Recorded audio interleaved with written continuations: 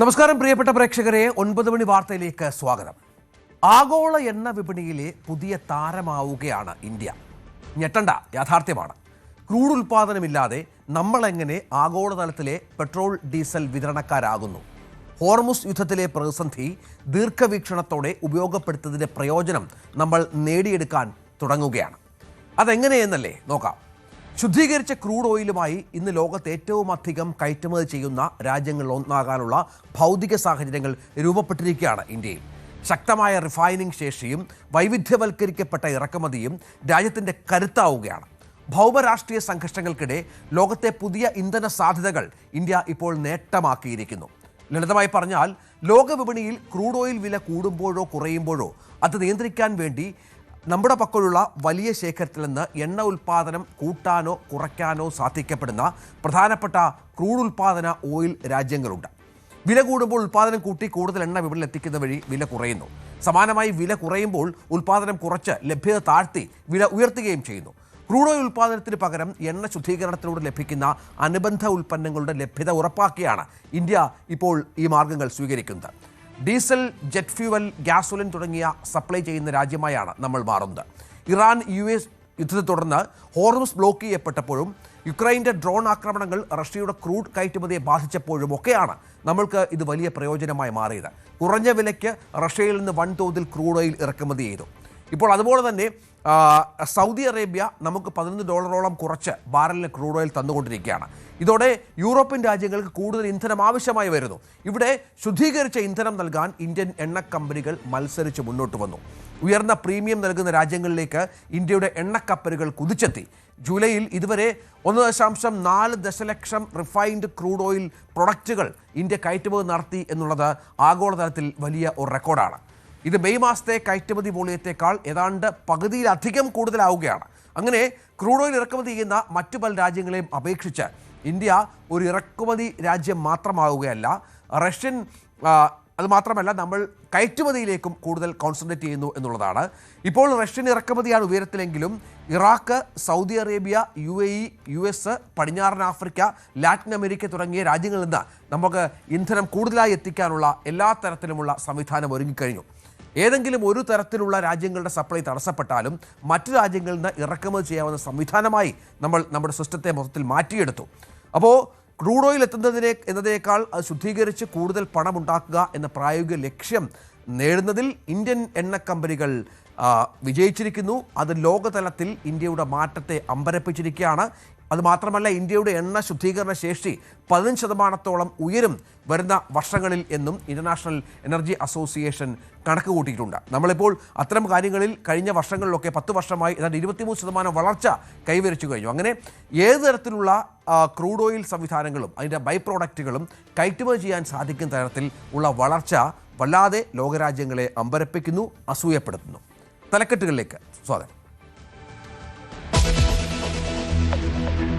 10ാം ദിവസവും ഇറാനെതിരായ ആക്രമണം തുടർന്ന് അമേരിക്ക. കുവൈറ്റിലും ബഹ്റൈനിലും US സൈനിക കേന്ദ്രങ്ങളിൽ ഇറാനും ആക്രമണം നടത്തി.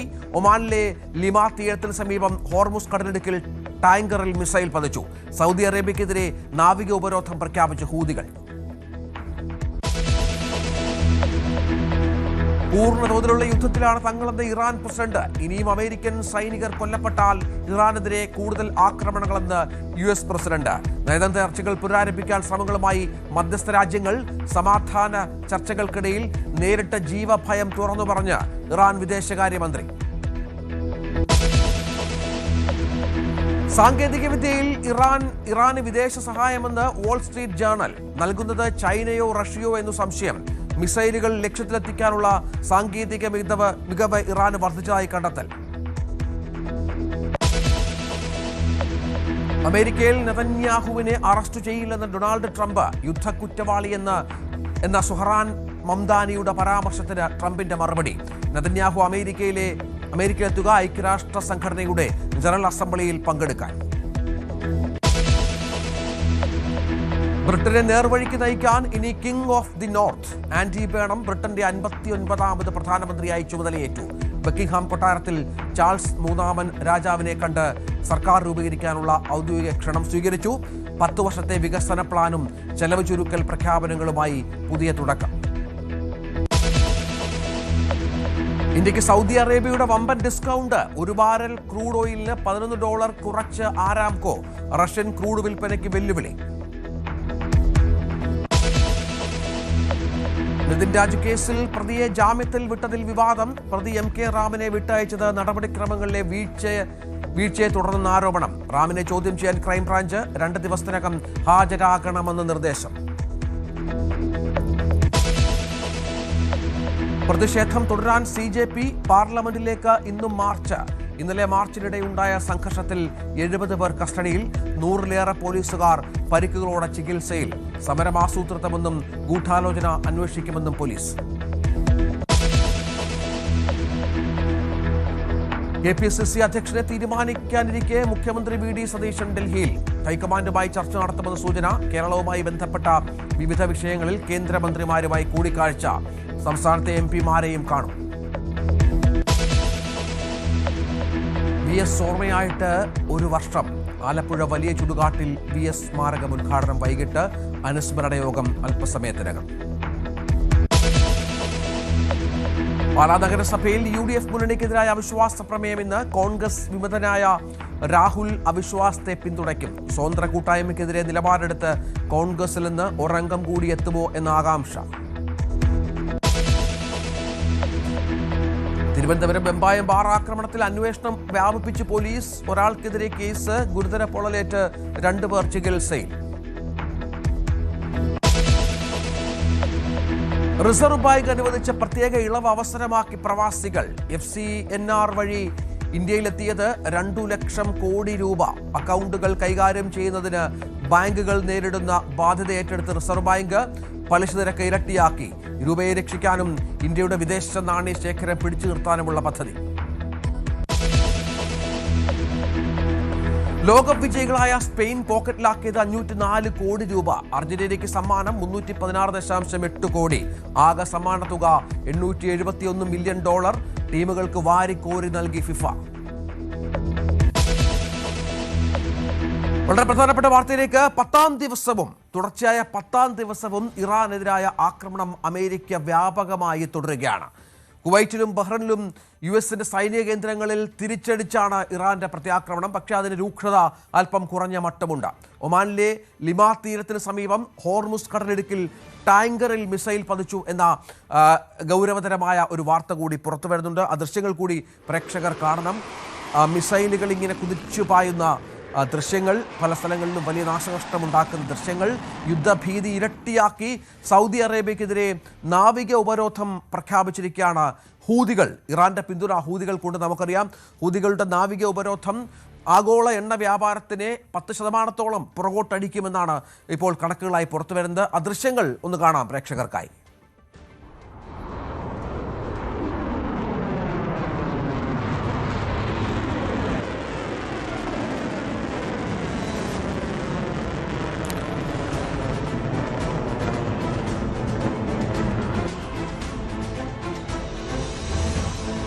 വിവിധ കേന്ദ്രങ്ങളിലാണ് ഇത്തരം വലിയ ആക്രമണങ്ങൾ തുടർച്ചയായ 10ാം ദിവസവും നടക്കുന്നത്. പക്ഷേ അപ്പോഴും സമാധാന ചർച്ചകൾ ഒരു തരത്തിൽ പുനരാരംഭിക്കാനുള്ള ശ്രമം മധ്യസ്ഥ രാജ്യങ്ങൾ ആരംഭിച്ചിട്ടുണ്ട്. പക്ഷേ അതിനോട് അമേരിക്കയും ഇറാനും പ്രതികരിച്ചിട്ടില്ല എന്നുള്ളതാണ്. ക്രൂഡ് ഓയിൽ വിലയിലും വർധനവും മറ്റും ഉണ്ടാകുന്ന പശ്ചാത്തലം കൂടി ഇതിനോട് ചേർത്ത് വെക്കണം. മിസൈലുകൾ ഇങ്ങനെ കുതിച്ചു പായുകയാണ് ലോക സമാധാനം കെടുത്തിക്കൊണ്ട്. PR കാർത്തിക് ഏറ്റവും പുതിയ വിവരങ്ങളുമായി ചേരുകയാണ്. കാർത്തിക്, 10ാം ദിവസമാണ് ആദ്യം പറഞ്ഞതുപോലെ ആക്രമണം. 10ാം ദിവസം നേരത്തെ ആദ്യമൊക്കെ ഇറാനെതിരെ നടത്തിയിരുന്ന ആക്രമണങ്ങൾക്ക് ഒരു ലക്ഷ്യമുണ്ടായിരുന്നു. മിസൈൽ സംഭരണ കേന്ദ്രങ്ങളും മറ്റുമായിരുന്നു. ഇപ്പോൾ ജനവാസ മേഖലകളിലേക്ക് ഈ ആക്രമണങ്ങൾ പോകുന്ന പശ്ചാത്തലം ഗൗരവതരമാണ്. ഇറാനെ പൂർണ്ണമായും നശിപ്പിക്കുമെന്നുള്ള ട്രംപിന്റെ പ്രഖ്യാപനമുണ്ട്. ഇന്നലെ രാത്രി സംഭവിച്ചത് എന്താണ്?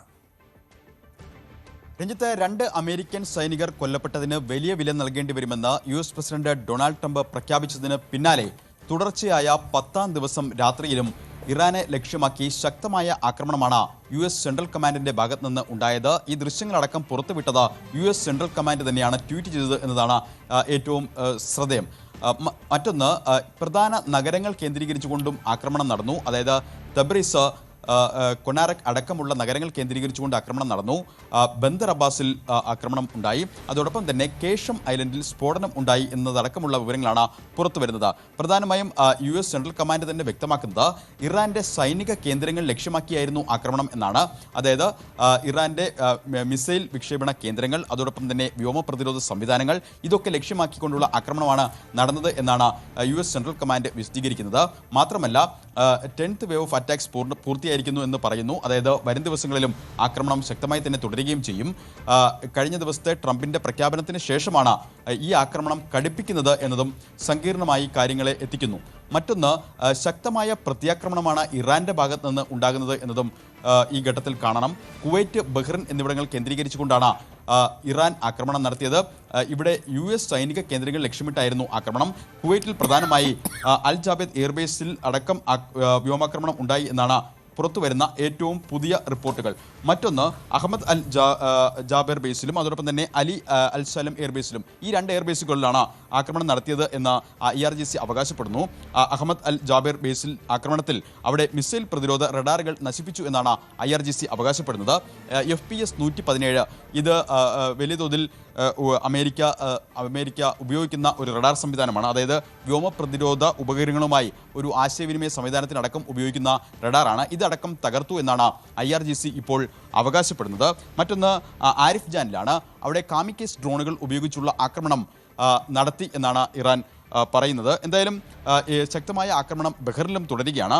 ബഹ്റിനിൽ മുഹാറക്കിലും അതോടൊപ്പം തന്നെ അൽ റിഫയിലുമാണ് മിസൈൽ ആക്രമണം നടത്തിയത് എന്നുകൂടി IRGC ഈ ഘട്ടത്തിൽ അവകാശപ്പെടുന്നു. അതായത് കാർത്തിക്, ഈ ഇനിയും തൻ്റെ ഒരു സൈനികൻ കൂടി കൊല്ലപ്പെട്ടാൽ ഇതൊന്നും ആയിരിക്കില്ല തിരിച്ചടി എന്നുള്ള ട്രംപിന്റെ പ്രസ്താവനയുണ്ട്. അത് പ്രധാനമാണ്. കാരണം 17ഓളം സൈനികർ ഇതിനകം അമേരിക്കയുടെ കൊല്ലപ്പെട്ട പശ്ചാത്തലമുണ്ട്. അത് ട്രംപിനെ വല്ലാതെ പ്രകോപിപ്പിക്കുന്നുണ്ട്. അതിനുള്ള തിരിച്ചടിയാണ് ഇതൊക്കെ സംഭവിക്കുന്നത്. അത് മാത്രമല്ല, മറുഭാഗത്താകട്ടെ പൂർണ്ണതോതിലുള്ള യുദ്ധത്തിലാണ് തങ്ങളെന്ന് ഇറാൻ പ്രസിഡന്റ് പറയുന്ന പശ്ചാത്തലമുണ്ട്. ഇസ്ലാമിക് റിപ്പബ്ലിക് ഓഫ് ഇറാൻ ഇന്ന് പൂർണ്ണതോതിലുള്ള യുദ്ധത്തിലാണ്.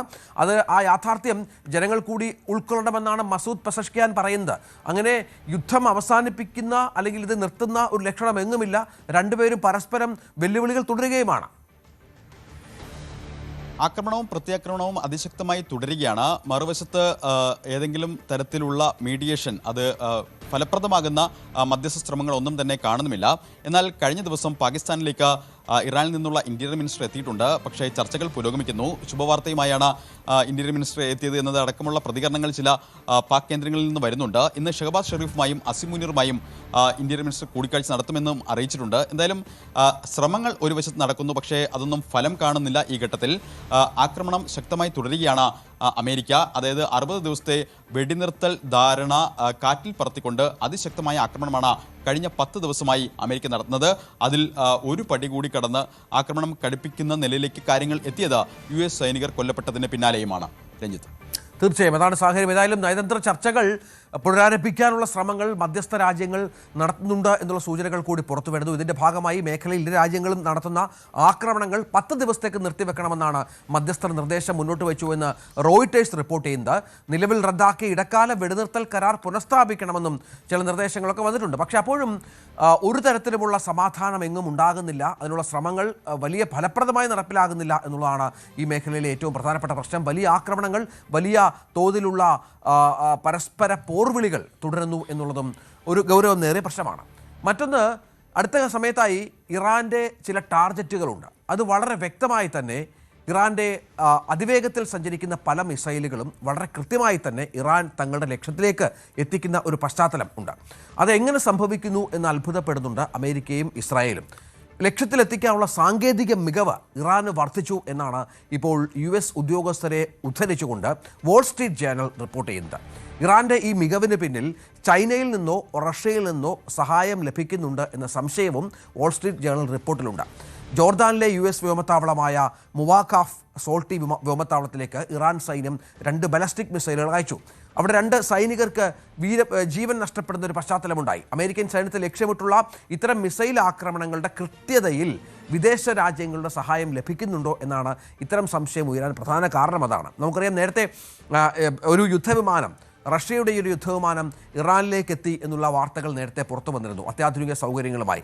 ചൈന ഇറാനെ പരോക്ഷമായി സഹായിക്കുന്നുണ്ട് എന്നുള്ള ആക്ഷേപം അമേരിക്ക തന്നെ ഉന്നയിച്ചിരുന്നു. അവിടെയാണ് ഇത്തരം ആയുധ സഹായങ്ങളും സാങ്കേതിക വിദ്യയുമൊക്കെ ഇറാന് ചൈനയും റഷ്യയും കൈമാറുന്നുണ്ട് എന്നുള്ള വിവരങ്ങൾ കൂടി പുറത്തു വരുന്നത്, അത്തരം ചില സംശയങ്ങൾ പുറത്തു വരുന്നത്. പക്ഷേ ഇതൊന്നും ഇവർ പരസ്യമായി സമ്മതിക്കാൻ തയ്യാറാകുന്നില്ല. കാരണം ഈ യുദ്ധത്തിൽ തങ്ങൾ പങ്കാളികളാണ് എന്നുള്ള തരത്തിലുള്ള വ്യാഖ്യാനം വരുന്നതിനോട് ഇരു രാജ്യങ്ങൾക്കും ഒട്ടും യോജിപ്പില്ല. അതുകൊണ്ട് തന്നെ സഹായങ്ങൾ നൽകുന്നതിൽ അത് രഹസ്യമായാണ്. അടുത്ത കാലത്തായി വലിയ നാശനഷ്ടമുണ്ടായിട്ടും മിസൈലുകളടക്കം നശിപ്പിച്ചുവെന്ന് അമേരിക്ക കാര്യങ്ങൾ മുന്നോട്ട് പറയുമ്പോഴും കൃത്യമായി തങ്ങളുടെ ലക്ഷ്യസ്ഥാനത്തേക്ക് കാര്യങ്ങൾ എത്തിക്കാൻ ഇറാന് സാധിക്കുന്നു എന്നുള്ളതാണ് പ്രധാനം. അതിന് പിന്നിൽ ഈ രണ്ട് ലോകരാജ്യങ്ങളുടെ ലോകശക്തികളുടെ സഹായമാണ് എന്നുള്ള തരത്തിലാണ് ഇപ്പോൾ വ്യാഖ്യാനം വരുന്നത്. ഇന്നലെയാണ് നെതന്യാഹുവിനെ യുദ്ധക്കുറ്റവാളിയായി പ്രഖ്യാപിച്ചുകൊണ്ടുള്ള സൊറാൻ മംദാനി എന്ന ന്യൂയോർക്ക് മേയറുടെ പ്രസ്താവന വന്നത്. അതുമാത്രമല്ല, ഈ യുദ്ധക്കുറ്റവാളിയെ ബെഞ്ചമിൻ നെതന്യാഹുവിനെ, ഇസ്രായേൽ പ്രധാനമന്ത്രിയെ കൃത്യമായി തന്നെ അമേരിക്കയിലെത്തിയാൽ അറസ്റ്റ് ചെയ്യും എന്ന് മംദാനി ഒരു അഭിമുഖത്തിൽ പറയുകയാണ്. അതിനുള്ള നിയമവശങ്ങൾ താൻ പരിശോധിച്ചു വരികയാണ് എന്നാണ് ഇദ്ദേഹം പറഞ്ഞു വെക്കുന്നത്. ഇവിടെ എവിടെ വെച്ചും നെതന്യാഹുവിനെ, അമേരിക്കയിൽ എവിടെ വെച്ചും നെതന്യാഹുവിനെ അറസ്റ്റ് ചെയ്യില്ല എന്നാണ് മംദാനിക്ക് ഇപ്പോൾ ട്രംപ് മറുപടി നൽകിയിരിക്കുന്നത്. ന്യൂയോർക്ക് സന്ദർശനത്തിനെത്തുന്ന ഇസ്രായേൽ പ്രധാനമന്ത്രിയെ അറസ്റ്റ് ചെയ്യാൻ കഴിയുമോ എന്നതിൻ്റെ നിയമവശങ്ങൾ നേരത്തെ പറഞ്ഞതുപോലെ ന്യൂയോർക്ക് സിറ്റി മേയർ ആലോചിച്ചുകൊണ്ടിരിക്കുമ്പോഴാണ് ഇത്തരത്തിൽ ഒരു മറുപടി ട്രംപിൻ്റെ ഭാഗത്തുനിന്നുണ്ടാകുന്നത്. നമുക്കറിയാം, സൊറാൻ മംദാനിയും ട്രംപും തമ്മിൽ പ്രഖ്യാപിത ശത്രുക്കളാണ്. പരസ്പര വാക്പോരുകൾ ഇവർ തമ്മിൽ നടക്കാറുണ്ട്. അമേരിക്കയിൽ എവിടെ വെച്ചും ബെന്യാമിൻ നെതന്യാഹുവുമായി ബന്ധപ്പെട്ട അറസ്റ്റ് ഉണ്ടാവില്ല എന്ന് ട്രംപ് വ്യക്തമാക്കുന്നതും വളരെ വ്യക്തമായ മറുപടിയോടുകൂടി മംദാനിക്കാണ്. ഐക്യരാഷ്ട്ര സംഘടനയുടെ ജനറൽ അസംബ്ലിയിൽ പങ്കെടുക്കുന്നതിന് വേണ്ടിയാണ് സെപ്റ്റംബറിൽ ഇസ്രായേൽ പ്രധാനമന്ത്രി ന്യൂയോർക്കിൽ എത്തുക. ന്യൂയോർക്ക് സിറ്റി മേയറുടെ പേരെടുത്ത് പരാമർശിച്ചില്ലെങ്കിലും അമേരിക്കയിൽ എവിടെ വെച്ചും ഈ അറസ്റ്റ് ഉണ്ടാവില്ല എന്നും അമേരിക്കയിൽ നെതന്യാഹു സുരക്ഷിതനായിരിക്കുമെന്നുമാണ് ട്രംപിൻ്റെ പ്രസ്താവന. ഏതായാലും യുദ്ധക്കുറ്റവാളിയാണ് എന്നുള്ള മംദാനിയുടെ പ്രസ്താവന അമേരിക്കയിൽ വലിയ ചലനങ്ങൾ സൃഷ്ടിച്ചിട്ടുണ്ട്. മംദാനിക്ക് പിന്തുണയുമായി വരുന്നുണ്ട്, മംദാനി എതിർത്തും രംഗത്ത് വരുന്ന പശ്ചാത്തലമൊക്കെയുണ്ട്. മറ്റൊരു പ്രധാനപ്പെട്ട വാർത്ത, ഇറാൻ US യുദ്ധം ഹോർമുസിലെ കപ്പൽ തടസ്സവും മൂലം കടുത്ത ഞെരുക്കത്തിലായ ആഗോള സമ്പദ് വ്യവസ്ഥയ്ക്ക് കൂടുതൽ ആഘാതമാകുന്ന ഭീഷണിയുമായി യമനിലെ ഹൂതി വിമതർ രംഗത്ത് വന്നിരിക്കുകയാണ്. ചെങ്കടലിൽ സൗദി അറേബ്യൻ കപ്പലുകളെ തടയുമെന്നാണ് ഇപ്പോൾ ഇറാന്റെ പിന്തുണയുള്ള ഹൂതി വിമതരുടെ പുതിയ ഭീഷണി. ഉപരോധമടക്കം അവർ ഏർപ്പെടുത്തിയിരിക്കുകയാണ്. ഈ കടൽപ്പാത അടഞ്ഞാൽ ആഗോള വിപണിയിലേക്കുള്ള എണ്ണ വിതരണത്തിൽ ഏതാണ്ട് 7% കുറവുണ്ടാകും. ഈ ചെങ്കടൽ എന്ന് പറയുന്നത് നമ്മൾ നേരത്തെ 9 മണി വാർത്തയിൽ പറഞ്ഞിട്ടുള്ളതുപോലെ ആഗോള എണ്ണ വിതരണത്തിൻ്റെ ഒരു കേന്ദ്രമാണ്. പല രാജ്യങ്ങളിലേക്കും ഗൾഫ് രാജ്യങ്ങളിൽ നിന്ന് എണ്ണ കയറ്റുമതി ഉണ്ടാകുന്നത് ഈ പ്രദേശത്തു കൂടിയാണ്.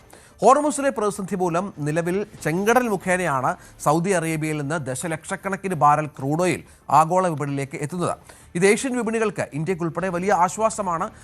എന്നാൽ സൗദി കപ്പലുകളെ തടയുന്ന നടപടിയിലേക്ക് ഹൂതികൾ കടന്നാൽ ആ എണ്ണ വിതരണം തടസ്സപ്പെടുന്ന പശ്ചാത്തലം ഒരുങ്ങും. ഇത് വില കൂടുതൽ കത്തിക്കയറാൻ ഇടയാക്കും. ഇന്ത്യക്കുൾപ്പെടെ അത് വലിയ തിരിച്ചടിയാകും, സംശയമില്ല. എന്നാൽ ഈ നീക്കത്തെ ശക്തമായി ചെറുക്കുമെന്നാണ് സൗദി അറേബ്യയുടെ വിദേശകാര്യ മന്ത്രാലയം പ്രസ്താവനയിലൂടെ ഇപ്പോൾ വ്യക്തമാക്കിയിരിക്കുന്നത്. യമനിൻ്റെയും യമനി ജനങ്ങളുടെയും ക്ഷേമ വികസനത്തിന് ഞങ്ങൾ ഏറെ പിന്തുണ നൽകുന്നുണ്ട് എന്ന് സൗദി അറേബ്യ പറഞ്ഞു വെക്കുകയാണ്. അടിസ്ഥാന സൗകര്യ വികസന പദ്ധതികൾ, ഭക്ഷ്യവിതരണം തുടങ്ങിയവയൊക്കെ വളരെയധികം സൗദി സഹായം ചെയ്യുന്നു എന്നിരിക്കെ ഞങ്ങൾക്കെതിരെ എന്തിനാണ് ഹൂതികൾ തിരിയുന്നത്, അത് അംഗീകരിക്കാനാവില്ല എന്നാണ് സൗദി വ്യക്തമാക്കുന്നത്. പക്ഷേ നമുക്കറിയാം, ഇറാൻ്റെ സഹായം ഹൂതികൾക്ക് കാര്യമായി തന്നെയുണ്ട്.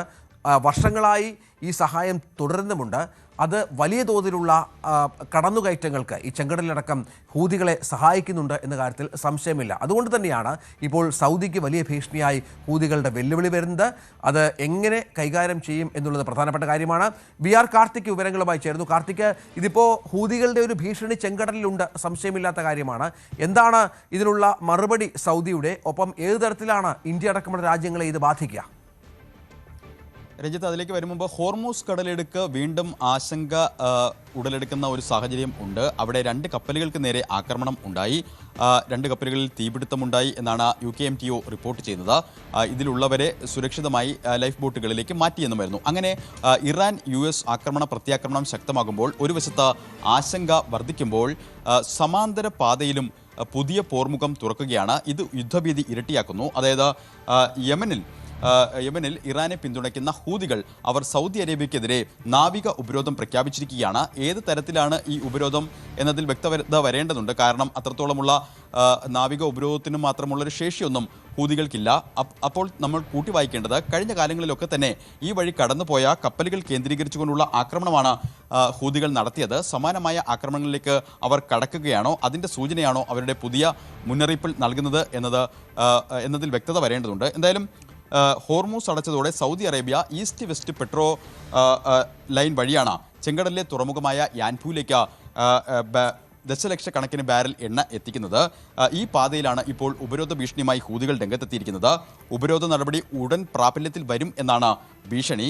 കഴിഞ്ഞ ആഴ്ച സന രാജ്യാന്തര വിമാനത്താവളത്തിൽ സൗദി അറേബ്യ നടത്തിയ ആക്രമണങ്ങൾക്ക് തിരിച്ചടി എന്നോണമാണ് ഈ ഉപരോധം എന്നാണ് ഹൂതികൾ പ്രഖ്യാപിച്ചിരിക്കുന്നത്. പക്ഷേ ഹോർമൂസിന് പിന്നാലെ ചെങ്കടലിലെയും ബാബൽ അന്തബ് കടലിടുക്കിലും സമാനമായ സാഹചര്യമുണ്ടായാൽ അത് ആഗോള ഊർജ്ജ വിതരണത്തിൽ വലിയ തോതിലുള്ള പ്രതിസന്ധിക്ക് വഴിവെക്കുകയും ചെയ്യും. എന്തായാലും യമനിലെ ഹൂതികൾ നൽകുന്ന ഔദ്യോഗിക വിശദീകരണം അനുസരിച്ച് സൗദി അറേബ്യ വർഷങ്ങളായി തുടരുന്ന ഉപരോധത്തിന് പകരമായാണ് ഈ പ്രഖ്യാപനം, ഈ ഭീഷണി, ഈ മുന്നറിയിപ്പ് എന്നാണ് അവർ പറയുന്നത്. എന്നാൽ ഏത് അടിയന്തര സാഹചര്യത്തെയും നേരിടാൻ തയ്യാറാണ് എന്ന് സൗദി അറേബ്യയും വ്യക്തമാക്കുന്നുണ്ട്. കണ്ണിന് കണ്ണ് എന്ന രീതിയാണ് ഹൂതികൾ ഈ വാക്കാണ് ഉപയോഗിച്ചുകൊണ്ടുള്ള പ്രസ്താവനയാണ് നടത്തിയത്. അതേ നാണയത്തിൽ തന്നെ തിരിച്ചടിക്കും എന്നാണ് സൗദിയും മുന്നറിയിപ്പ് നൽകുന്നത്. എന്തായാലും ശക്തമായ സൈനിക നടപടികൾക്ക് തയ്യാറെടുക്കുന്നതിനൊപ്പം തന്നെ സൗദി അറേബ്യ ബാബൽ മന്ദബ് കടലിടുക്കിലൂടെ സഞ്ചരിക്കുന്ന എണ്ണക്കപ്പലുകൾക്ക് സുരക്ഷ ശക്തമാക്കിയിട്ടുണ്ട്. അവർക്ക് ആവശ്യമായ ക്രമീകരണങ്ങൾ, ഇൻഷുറൻസ് അടക്കമുള്ള ക്രമീകരണങ്ങൾ നൽകി സഹായിക്കുന്നത് സൗദിയാണ്. ഇതടക്കമുള്ള കാര്യങ്ങളിലെല്ലാം തന്നെ സൗദി ആവർത്തിച്ച് ഉറപ്പുകൾ നൽകുന്നുണ്ട്. പക്ഷേ പുതിയ പോർമുഖം തുറന്നാൽ അത് ആഗോള ഊർജ്ജ വിതരണത്തിൽ പുതിയ പ്രതിസന്ധികൾക്ക് വഴിവെക്കുകയും ചെയ്യും. എന്തായാലും വരും മണിക്കൂറുകളിൽ യമനിൽ ഹൂതികളുടെ നീക്കം എങ്ങനെ എന്നതും നിർണായകമാണ്. ശരി കാർത്തിക്. ഇതിനിടയിൽ അമേരിക്കയുമായുള്ള ചില തുറന്നു പറച്ചിലുകൾ ഇറാൻ വിദേശകാര്യമന്ത്രിയുടെ ഭാഗത്ത് നിന്ന് ഉണ്ടാകുന്നതും ഏറെ പ്രധാനപ്പെട്ട ഒന്നാണ്. അമേരിക്കയുമായുള്ള സമാധാന ചർച്ചകൾക്കിടയിലും തങ്ങളും ഇറാന്റെ ചർച്ചാ സംഘവും നേരിട്ട അതിരൂക്ഷമായ ഭീഷണിയെയും ജീവഭയത്തെയും കുറിച്ച് തുറന്നു പറയുകയാണ് ഇറാൻ വിദേശകാര്യമന്ത്രി അബ്ബാസ് അരാക്ചി. ട്രംപിൻ്റെ മധ്യപൂർവേഷ്യൻ പ്രതിനിധി സ്റ്റീവ് വിറ്റ്കോഫുമായി നടത്തിയ കൂടിക്കാഴ്ചയ്ക്കിടെ പങ്കുവച്ച നടുക്കുന്ന അനുഭവങ്ങൾ അദ്ദേഹം ഒരു ന്യൂസ് ഏജൻസിക്ക് നൽകിയ അഭിമുഖത്തിൽ പറയുകയായിരുന്നു. അതായത് ഏത് നിമിഷവും ബോംബാക്രമണം ഉണ്ടാകാം, ഏത് നിമിഷവും തകർന്നേക്കാം, ഏത് നിമിഷവും കൊല്ലപ്പെട്ടേക്കാം. അത്തരമൊരു മുറിയിലിരുന്നാണ് ഒരു ചർച്ച നടന്നത് എന്നുള്ളതാണ്. പലപ്പോഴും വീട്ടിലിരിക്കുന്ന ഫോൺ ബന്ധുക്കളെ, ഫാമിലി മെമ്പേഴ്സിനെയൊക്കെ ഫോണിൽ വിളിക്കുമായിരുന്നു. പക്ഷേ അത് അവസാനത്തെ സംസാരമായേക്കാം എന്നുള്ള ചിന്തയിലായിരുന്നു ആ പല വിളികളും എന്നുള്ളതാണ് അബ്ബാസ് അരാക്ചി പറയുന്നത്. വിറ്റ്കോഫിനോട് താൻ ചോദിച്ച ചോദ്യങ്ങൾ ഓർത്തെടുത്തുകൊണ്ടാണ് അരാക്ചി ഇത്തരം കാര്യങ്ങൾ പറയുന്നത്. അമേരിക്കയുടെയും ഇസ്രായേലിൻ്റെയും നിരന്തരമായ ഭീഷണികൾ നിലനിന്നിട്ടും യുറേനിയം സമ്പുഷ്ടീകരണം പൂർണ്ണമായും അവസാനിപ്പിക്കണമെന്ന ആവശ്യത്തിന് മുന്നിൽ ഇറാൻ വഴങ്ങിയില്ല എന്നും അരാക്ചി വ്യക്തമാക്കുന്നുണ്ട്. ചർച്ചകളിലൂടെ ആഗ്രഹിച്ച കാര്യങ്ങൾ നേടാനാകില്ല എന്ന് കണ്ടപ്പോഴാണ് വീണ്ടും ഇവർ യുദ്ധത്തിലേക്ക് തിരിയുന്നതെന്നും അമേരിക്ക ഭീഷണിപ്പെടുത്തിയാലോ കൈക്കൂലി നൽകിയാലോ ഇറാൻ വഴങ്ങില്ല എന്നുമാണ് അവർ കൂട്ടിച്ചേർക്കുന്നത്. അത് മാത്രമല്ല, സൈനിക സമ്മർദ്ദമൊന്നും ഒരു കാരണവശാലും രാജ്യത്തെ ഏക്കില്ല എന്നാണ് മനസ്സിലാക്കേണ്ടത്. വെനസ്വേലയിലെ കാര്യമൊക്കെ അദ്ദേഹം പറയുന്നുണ്ട്. കാരണം വെനസ്വേലയിൽ മഡ്യൂറോയെ പിടികൂടി ഭരണമാറ്റം വരുത്തിച്ച ഒരു നീക്കം അമേരിക്ക നടത്തിയിരുന്നു. സമാനമായി ഒന്ന് ഇറാനിൽ സാധ്യമല്ല. കാരണം ഒരൊറ്റ നേതാവിനെ മാറ്റിയത് കൊണ്ട് മാത്രം തകരുന്നൊരു ഭരണ സംവിധാനമല്ല. ഏകീകൃത നേതൃത്വത്തിന് കീഴിൽ അധികാരം വിവിധ തലങ്ങളിൽ വികേന്ദ്രീകരിക്കപ്പെട്ടിരിക്കുകയാണ്. അതുകൊണ്ട് ഒരു നേതാവ് കൊല്ലപ്പെട്ടാലോ ഇല്ലാതായാലോ പകരം ഒരാൾ വളരെ പെട്ടെന്ന് ഉയർത്തെഴുന്നേൽക്കും എന്നാണ് അബ്ബാസ് അരാക്ചി പറയുന്നത്. ഇതിനിടെ മറ്റൊരു പ്രധാനപ്പെട്ട വാർത്ത, കാനഡയ്ക്കെതിരെയും നികുതി ഭീഷണിയുമായി ട്രംപ് രംഗത്ത് വന്നിരിക്കുകയാണ്. 50% നികുതി കാനഡയ്ക്കെതിരെ ഏർപ്പെടുത്താനാണ് ട്രംപ് തീരുമാനിച്ചിരിക്കുന്നത്. മാത്രമല്ല, ഇപ്പോൾ നമുക്കറിയാം വ്യാപകമായ കാട്ടുതീ കാനഡയിൽ പടരുന്നുണ്ട്. അത് അമേരിക്കൻ നഗരങ്ങളെ വല്ലാതെ ശ്വാസം മുട്ടിക്കുന്നുണ്ട്. ഒരുപക്ഷെ ലോകകപ്പ് ഫൈനലിനെ പോലും അത് ബാധിക്കുമെന്നുള്ള ഭീഷണിയൊക്കെ ഉണ്ടായിരുന്നു. ഈ കാട്ടുതീ പടരുന്നതിലും നികുതി ചുമത്താനുള്ള ആലോചന ട്രംപിൻ്റെ ഭാഗത്തു നിന്നുണ്ടാകുന്നു എന്നാണ് ഏറ്റവും പ്രധാനപ്പെട്ട ഒന്ന്.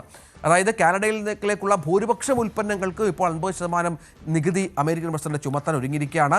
ഓട്ടോമൊബൈൽ, മദ്യം, പാൽ ഉൽപ്പന്നങ്ങളോട് ന്യായമല്ലാത്ത രീതിയിലുള്ള വിവേചനം കാണിക്കുന്നുവെന്ന് വിശദമാക്കിയാണ് വൈറ്റ് ഹൗസ് ബുധനാഴ്ച കഴിഞ്ഞ ദിവസം നികുതി പ്രഖ്യാപനം നടത്തിയത്. ഇരു രാജ്യങ്ങൾക്കുമിടയിലെ ഉഭയകക്ഷി ബന്ധം തകരാറിലാവാനും സമ്പദ് വ്യവസ്ഥയെ പ്രതിസന്ധിയിലാക്കാനും കാരണമാകുന്നതാണ് ഈ ട്രംപിൻ്റെ നീക്കമെന്ന കാര്യത്തിൽ സംശയമില്ല. ഈ പണപ്പെരുപ്പത്തിലൊക്കെ നടപടി നയിക്കുമെന്ന് വിദഗ്ധർ പറയുന്നുണ്ട്. ഊർജ്ജ ഉൽപ്പന്നങ്ങൾ, മത്സ്യം, നിർണായകമായ ധാതുക്കൾ, പൊട്ടാഷ് എന്നിവയെ ഈ കസ്റ്റംസ് നികുതി വർധനവിൽ നിന്ന് ട്രംപ് ഒഴിവാക്കിയിട്ടുണ്ട്. ഈ കാട്ടുതീയുമായി ബന്ധപ്പെട്ട് അമേരിക്കയിലെ വായു നിലവാരം മോശമായതും ട്രംപിനെ വല്ലാതെ ചൊടിപ്പിച്ചിരിക്കുന്നു. അവിടെയും ചില നികുതികൾ ചുമത്തുന്നതിനെക്കുറിച്ച് പഠിക്കാൻ ട്രംപ് തൻ്റെ ഉദ്യോഗസ്ഥരോട് ആവശ്യപ്പെട്ടിട്ടുണ്ട് എന്നാണ് വിവരം കിട്ടുന്നത്. കാനഡ തങ്ങളുടെ വനമേഖലകളെ വേണ്ട രീതിയിൽ പരിപാലിക്കുന്നില്ല.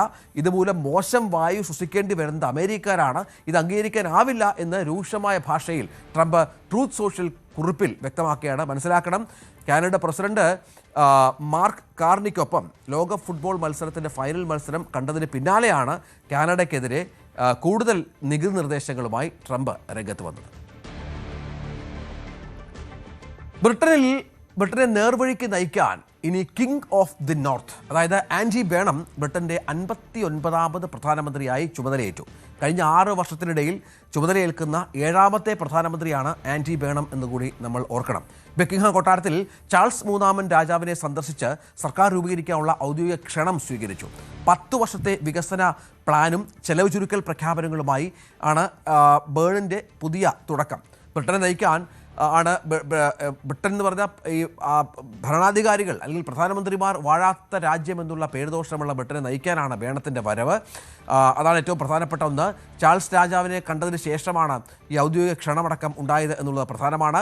നമ്പർ 10 ഡൗണിംഗ് സ്ട്രീറ്റിലെത്തുന്ന ബേണം പ്രധാനമന്ത്രി എന്ന നിലയിലെ ആദ്യ അഭിസംബോധനയും നടത്തുകയും ചെയ്തു. അതായത് കൂടുതൽ സ്ഥിരതയുള്ളതും ഉത്തരവാദിത്തമുള്ളതുമായ ഭരണവും ജനങ്ങൾക്ക് കൂടുതൽ ആശ്വാസം ലഭിക്കുന്ന ബ്രിട്ടനും ഒരുക്കുകയാണ് പുതിയ സർക്കാരിൻ്റെ ലക്ഷ്യമെന്നാണ് ബേണം പ്രഖ്യാപിച്ചത്. ജനങ്ങൾക്കേറെ പ്രതീക്ഷ നൽകുന്ന പ്രഖ്യാപനങ്ങളാണ്.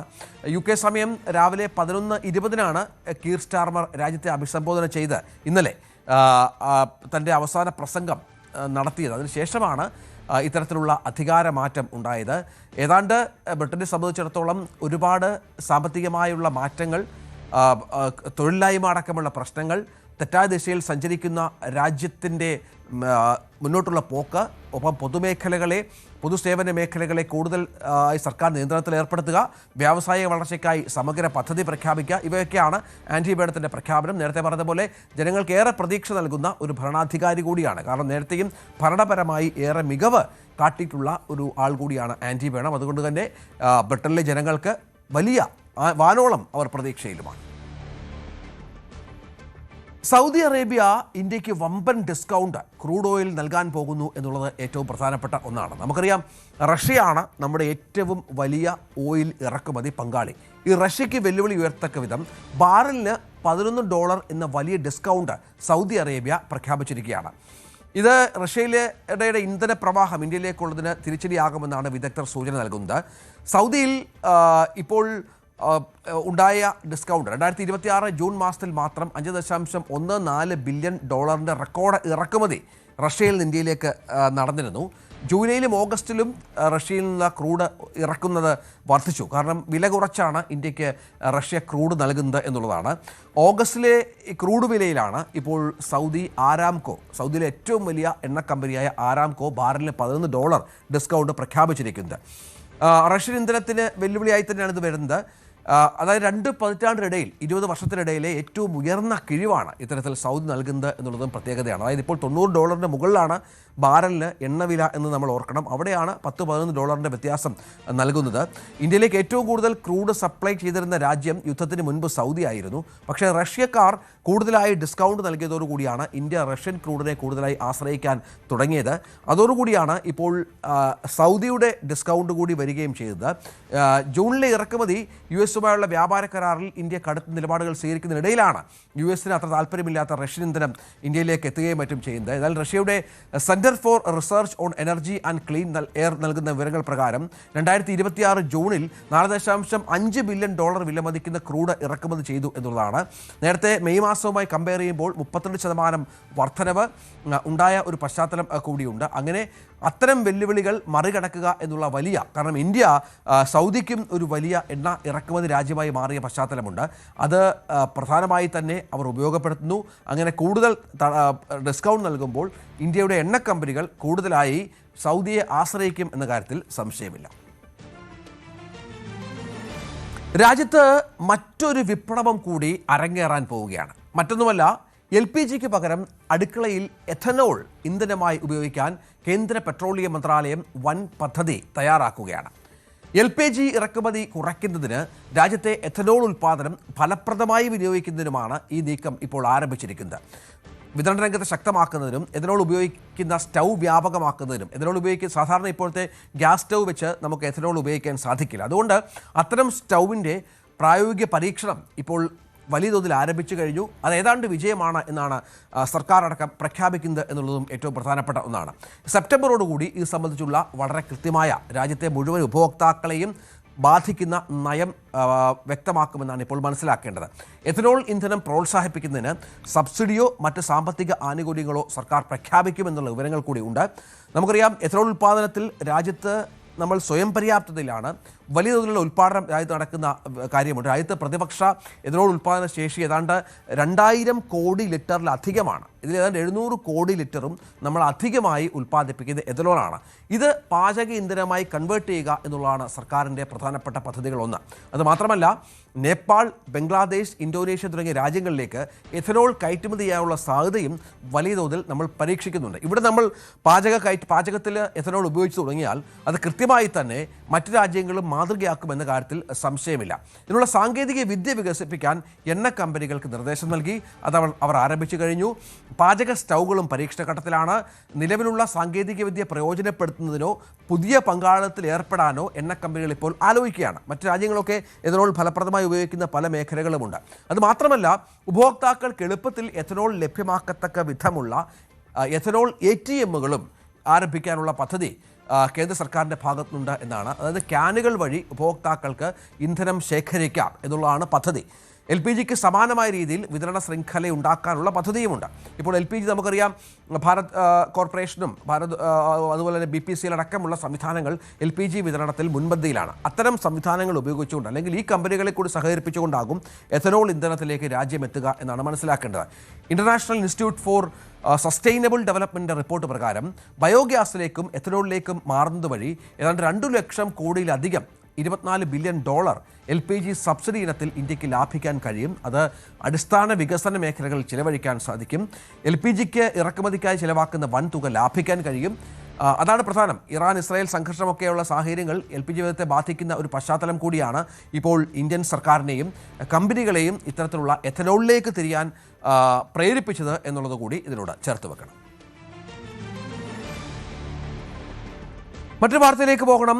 ഇന്ത്യയിലേക്കുള്ള വിദേശ കറൻസി പ്രവാഹം ശക്തമാക്കാൻ ഇപ്പോൾ പണപ്പെരുപ്പം നമ്മുടെ രാജ്യത്തെ കാര്യമായി ബാധിച്ച ഒരു പശ്ചാത്തലമുണ്ടായിരുന്നു.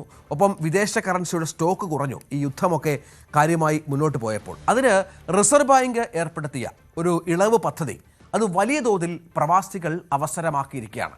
പ്രവാസികൾക്ക് നേട്ടമാകുന്ന ഒരു പദ്ധതിയെ അവർ കൃത്യമായി ഉപയോഗപ്പെടുത്തുകയാണ്. ഇതോടുകൂടി ബാങ്കുകളിലേക്ക് വന്ന, അതായത് foreign currency non resident FCNR വഴി, അതായത് അവിടുത്തെ കറൻസിയായി തന്നെ ഇന്ത്യയിലേക്ക് അയക്കാം. ഇപ്പോൾ ജപ്പാൻ അതുപോലെ രാജ്യങ്ങൾ അല്ലെങ്കിൽ UAE പോലുള്ള രാജ്യങ്ങൾ അവിടുത്തെ കറൻസി എന്താണോ ആ കറൻസി അതുപോലെ ഇന്ത്യയിലേക്ക് അയക്കാനുള്ള സംവിധാനമാണ് ഈ FCNR എന്ന് പറയുന്നത്. 39 ദിവസം കൊണ്ട് ഏതാണ്ട് 2 ലക്ഷം കോടി രൂപയാണ് പ്രവാസികൾ ഇന്ത്യയിലേക്ക് അയച്ചത് എന്നാണ് റിസർവ് ബാങ്കിൻ്റെ ഏറ്റവും പുതിയ കണക്ക്. കഴിഞ്ഞ ജൂൺ 5-നാണ് ഈ FCNR നിക്ഷേപ ചട്ടത്തിൽ വലിയ ആനുകൂല്യം റിസർവ് ബാങ്ക് പ്രഖ്യാപിച്ചത്. അങ്ങനെ വരുമ്പോൾ ബാങ്കുകൾ ഈ അക്കൗണ്ടുകൾ കൈകാര്യം ചെയ്യുന്നതിൽ നേരിടുന്ന ബാധ്യത ഈ വരുന്ന സെപ്റ്റംബർ 30 വരെ റിസർവ് ബാങ്ക് വഹിക്കും. അതിനുള്ള ചെലവ് നൽകാം എന്നായിരുന്നു പ്രധാനപ്പെട്ട പ്രഖ്യാപനം. ഈ ആശ്വാസം പ്രവാസി നിക്ഷേപകരിലേക്ക് എത്തിക്കുക എന്ന ലക്ഷ്യം കൂടി ഉണ്ടായിരുന്നു. ഇതുവഴി നിക്ഷേപത്തിന് ഇരട്ടി പലിശ വരുമാനം ബാങ്കുകൾക്ക് നൽകാനായി എന്നുള്ളതാണ് പ്രധാനം. FCNR പലിശ നിരക്ക് നിലവിലെ 3 മുതൽ 4% വരെ ആയിരുന്നുവെങ്കിൽ അത് 7% ഏതാണ്ട് ഇരട്ടിയാക്കി വർദ്ധിപ്പിക്കാൻ ബാങ്കുകൾക്കായി. ഇതാണ് വളരെ കൃത്യമായി പ്രവാസികൾ പ്രയോജനപ്പെടുത്തുക എന്നുള്ളതാണ് ഏറ്റവും പ്രധാനപ്പെട്ട ഒന്ന്.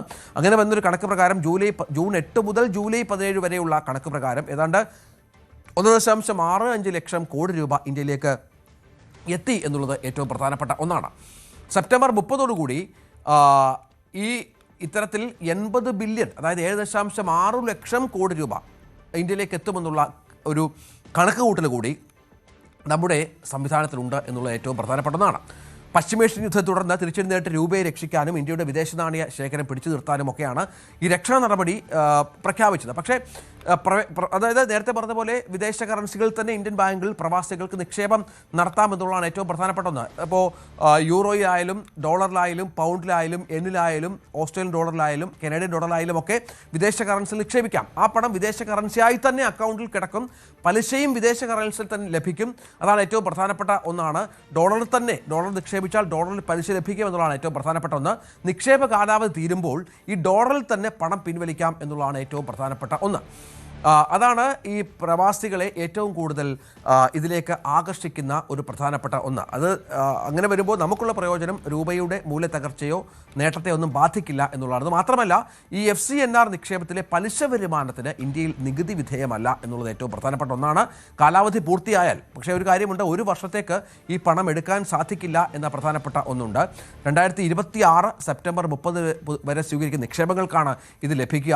അതിനുശേഷം ഒരുപക്ഷെ നിരക്കിൽ മാറ്റം വരാം. അതായത് 12 മാസത്തേക്ക് ഈ പണം പിൻവലിക്കാനാവില്ല എന്ന പ്രധാനപ്പെട്ട ഒരു കാര്യം കൂടിയുണ്ട്. ഒപ്പം ഇന്ത്യയിൽ നികുതി ഇല്ല എങ്കിൽ പോലും വിദേശ രാജ്യത്ത് ഒരു പക്ഷേ നികുതി ഉണ്ടായേക്കാം. അത് ഈ നിക്ഷേപകരെ ബാധിച്ചേക്കാം. അതൊക്കെ ചൂണ്ടിക്കാട്ടി തന്നെയാണ് റിസർവ് ബാങ്ക് ഇത്തരമൊരു പോളിസി പ്രഖ്യാപിക്കുകയും അതിന് വലിയ തോതിൽ ഇന്ത്യയിൽ പ്രത്യേകിച്ച് പ്രവാസികൾക്കിടയിൽ സ്വീകാര്യത ലഭിക്കുകയും ചെയ്തത്. നമുക്കൊരു ഇടവേളയ്ക്ക് ശേഷം കൂടുതൽ വാർത്തകളുമായി തിരിച്ചെത്താം.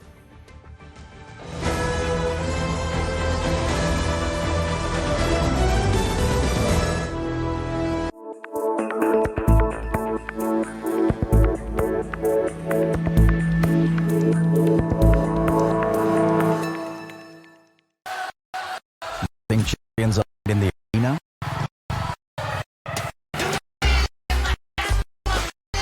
Rise from the streets. Remember champions. നികുതി വെട്ടിപ്പുകൾ തടയ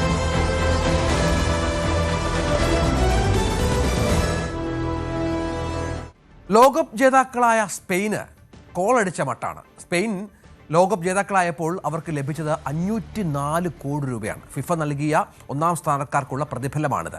ഇത് മാത്രമല്ല, എല്ലാ ടീമുകൾക്കും ഫിഫ വാരിക്കോരി പണം നൽകി എന്നുള്ളതാണ് ഏറ്റവും പ്രധാനപ്പെട്ട ഒന്ന്.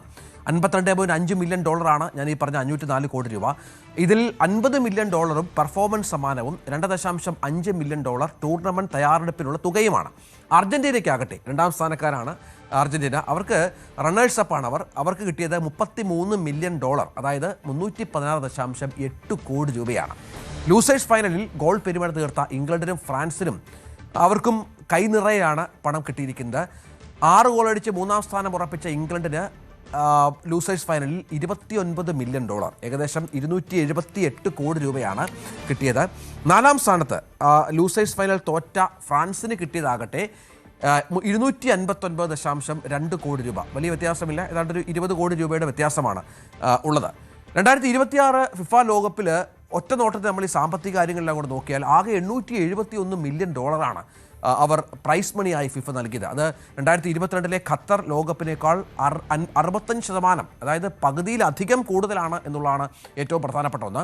സ്പെയിനിന് നേരത്തെ പറഞ്ഞ പോലെയുള്ള പണത്തിൻ്റെ കാര്യം പറഞ്ഞു, ഫ്രാൻസിൻ്റെ കാര്യം പറഞ്ഞു. 5 മുതൽ 8 വരെയുള്ള ടീമുകൾക്ക് $19 മില്യൺ വീതം ആണ് സമ്മാനമായി നൽകുക.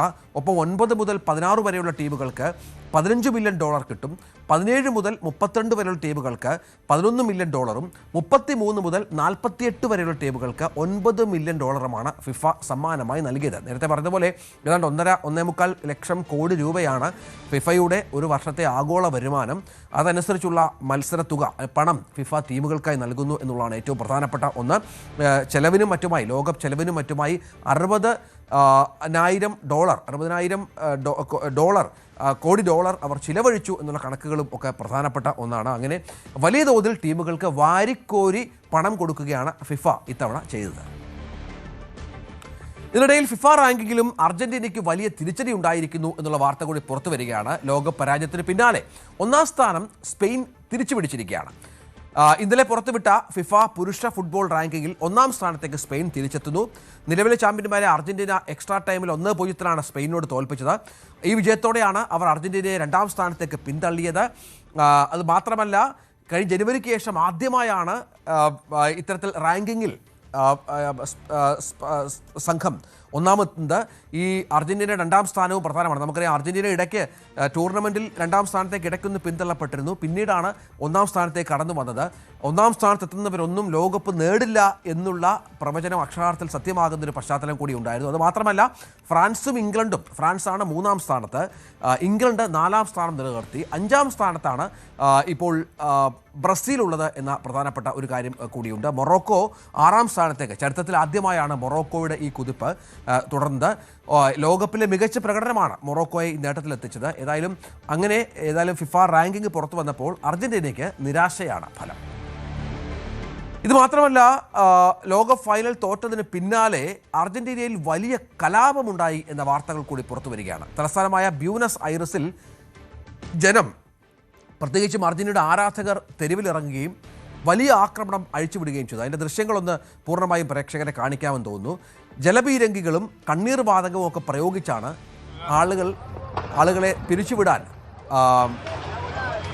സർക്കാർ സംവിധാനങ്ങൾ ഒരുപാട് പണിപ്പെട്ടത്. ആ ദൃശ്യങ്ങളിലേക്ക് ഒന്ന് പോകാം.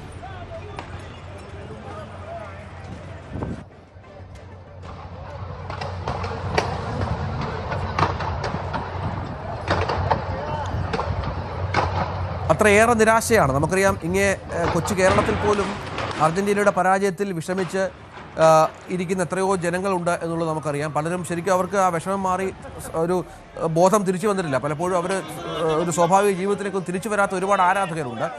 പക്ഷേ അപ്പോൾ അർജന്റീനക്കാരുടെ വിഷമം എത്രയാണ് എന്നുള്ളത് നമ്മൾ ഓർത്തിരിക്കണം. അങ്ങനെ അവർ കലാപമായി തന്നെ തെരുവിൽ അഴിഞ്ഞാടുകയായിരുന്നു. നഗരമധ്യത്തിലെ ദേശീയ സ്മാരകമായ ഒബലിസ്കിന് ചുറ്റും സംഘർഷം പൊട്ടിപ്പുറപ്പെട്ടു. ആരാധകർ പോലീസ് നേരെ ചില്ലുകുപ്പികളും മറ്റും എറിഞ്ഞു. അങ്ങനെ അർജന്റീന പോലീസ് കണ്ണീർ വാതകവും ജലപീരിയൊക്കെ പ്രയോഗിച്ചാണ് ഈ ആളുകളെയൊക്കെ നിയന്ത്രിച്ചത്. 15ഓളം പേരെ പോലീസ് കസ്റ്റഡിയിലെടുക്കുകയും മറ്റും ചെയ്തു. ഇതിൻ്റെയൊക്കെ വീഡിയോകൾ സമൂഹ മാധ്യമങ്ങളിൽ വല്ലാതെ പ്രചരിക്കുന്നുണ്ട് താനും. നമുക്ക് പുതുച്ചേരിയിലേക്കൊന്ന് പോകണം. അവിടെ മന്ത്രിമാർ സത്യപ്രതിജ്ഞ ചെയ്തിട്ടും വകുപ്പ് വിഭജനം പൂർത്തിയാക്കാത്തതിനാൽ ഭരണകക്ഷിയായ NR കോൺഗ്രസും BJPയും തമ്മിൽ വലിയ ഭിന്നതയുണ്ട് എന്നാണ് ഇപ്പോൾ ലഭിക്കുന്ന സൂചനകൾ. തർക്കം പരിഹരിക്കപ്പെട്ടില്ലെങ്കിൽ മുഖ്യമന്ത്രി N രംഗസ്വാമി TVKയുടെ പിന്തുണ തേടുമെന്നുള്ള വിവരങ്ങൾ കൂടി ഇപ്പോൾ പുറത്തുവരികയാണ്. സ്പീക്കർ, ഡെപ്യൂട്ടി സ്പീക്കർ തെരഞ്ഞെടുപ്പ് ഉൾപ്പെടെയുള്ളവയിൽ ഇതുവരെ തീരുമാനമായിട്ടില്ല. ഈ NR കോൺഗ്രസ് അധ്യക്ഷനായ രംഗസ്വാമി 5ാം തവണയാണ് പുതുച്ചേരിയുടെ മുഖ്യമന്ത്രി അധികാരമേൽക്കുന്നത്. കഴിഞ്ഞ 5 വർഷവും BJP പിന്തുണയോടെയാണ് പുതുച്ചേരി ഭരിച്ചത്. ഇപ്പോഴത്തെ പുതിയ രാഷ്ട്രീയ മാറ്റങ്ങൾ, പ്രത്യേകിച്ചും തമിഴ്നാട്ടിലുണ്ടായ രാഷ്ട്രീയ മാറ്റങ്ങൾ മാറി ചിന്തിക്കാൻ രംഗസ്വാമിയെ പ്രേരിപ്പിക്കുന്നു എന്നാണ് വിവരങ്ങൾ പുറത്തുവരുന്നത്. DMK, കോൺഗ്രസ്, TVK, സ്വതന്ത്രൻ എന്നിവർ പ്രതിപക്ഷത്തുണ്ട്. പുതുച്ചേരി ഭരിച്ചിരുന്ന കോൺഗ്രസിന് ചരിത്രത്തിലെ ഏറ്റവും വലിയ തിരിച്ചടി ഇത്തവണ നേരിടേണ്ടി വന്നു. ഒരു സീറ്റിലേക്ക് കോൺഗ്രസ് ഒതുങ്ങുന്ന പശ്ചാത്തലമുണ്ടായി. ഏതായാലും അത് കോൺഗ്രസിനെ തിരിച്ചടിച്ചപ്പോൾ പ്രതിപക്ഷ സഖ്യത്തിൽ DMK 5 സീറ്റുകൾ നേടി സാന്നിധ്യം ശക്തമാക്കുന്ന സാഹചര്യമുണ്ടായി. TVK ആകട്ടെ പുതുച്ചേരിയിൽ ആദ്യമായി മത്സരിച്ച് 2 സീറ്റുകൾ നേടി അക്കൗണ്ട് തുറന്നു. കേരളത്തിലെ മാഹി ഉൾപ്പെടെ 4 ഇടങ്ങളിൽ സ്വതന്ത്രർ വിജയിക്കുന്ന പശ്ചാത്തലമുണ്ടായി. അങ്ങനെ 30 സീറ്റിൽ 18 എണ്ണം നേടിയാണ് NDA സഖ്യം അധികാരത്തിലേക്ക് വരികയും മറ്റും ചെയ്തത്.